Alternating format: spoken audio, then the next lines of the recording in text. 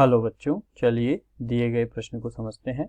10 centimetre त्रिज्या वाले एक वृत्त की कोई जीवा केंद्र पर एक समकोण अंतरित करती है। निम्नलिखित का क्षेत्रफल ज्ञात कीजिए। संगत लघु वृत्तखंड, अर्थात यहाँ संगत लघु वृत्तखंड किसकी बात की गई? जीवा के जो संगत लघु वृत्तखंड है उसका क्षेत्रफल हमें ज्ञात करना है। तो सबसे पहले हम बात करते हैं 10 सेंटीमीटर त्रिज्या वाले एक वृत्त की, और उससे पहले हम बात करेंगे मुख्य अवधारणा की। मुख्य अवधारणा के अनुसार थीटा कोण वाले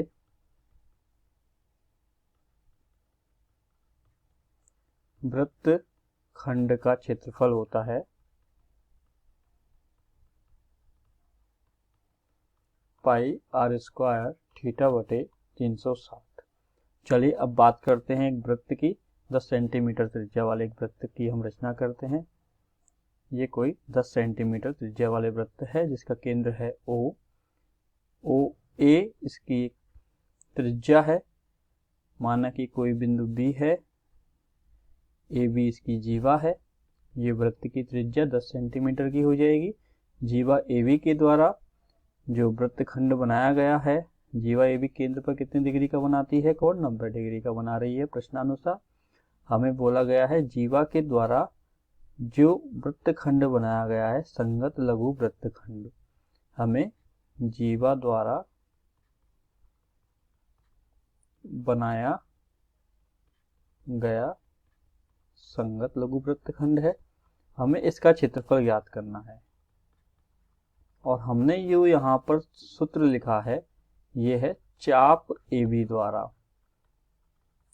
चाप ए बी द्वारा बनाया गया वृत्तखंड कौन सा हो जाएगा? चाप ए बी द्वारा वृत्तखंड हो जाएगा ओ ए, ये पूरा वृत्तखंड हो जाएगा जो आपका ओ ए सी बी। तो देखिए हम प्रश्न के अनुसार बात करते हैं। प्रश्न में हमें बोला गया है वृत्त की त्रिज्या कितनी है? वृत्त की त्रिज्या है 10 सेंटीमीटर। थीटा बराबर है 90 डिग्री और यहाँ पर पाई हम यूज करेंगे 22/7। जब तक प्रश्न में अलग से कोई जानकारी नहीं दी जाए पाई के बारे में, तब तक हमें पाई बराबर 22/7 ही यूज करना है। अब आगे हल करते हैं। तो 90 डिग्री वाले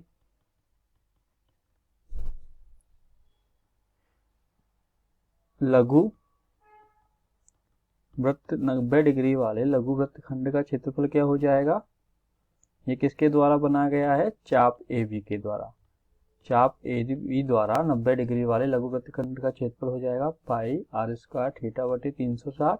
यहाँ थीटा का मान कितना हो जाएगा? 90 डिग्री। तो 22/7 गुणा आर है हमारा 10 सेंटीमीटर गुणा 10 गुणा 90/360। इसको हम हल करेंगे तो हल करने पे 90 से ही जाएगा 4 बार। इसको हम हल करेंगे यहाँ से तो ये आपका जाएगा 2 से काटने पर ये वापस से आपका आ जाएगा 5। आगे हल करने पर हमें प्राप्त होगा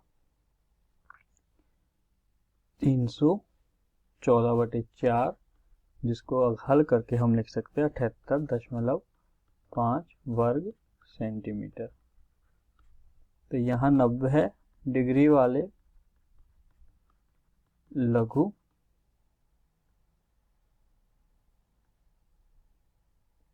वृत्त खंड का क्षेत्रफल हमने निकाल लिया, जिसका वो क्या है? ओ ए सी बी।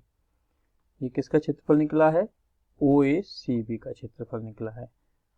वृत्तखंड ओ ए सी बी का क्षेत्रफल निकला है।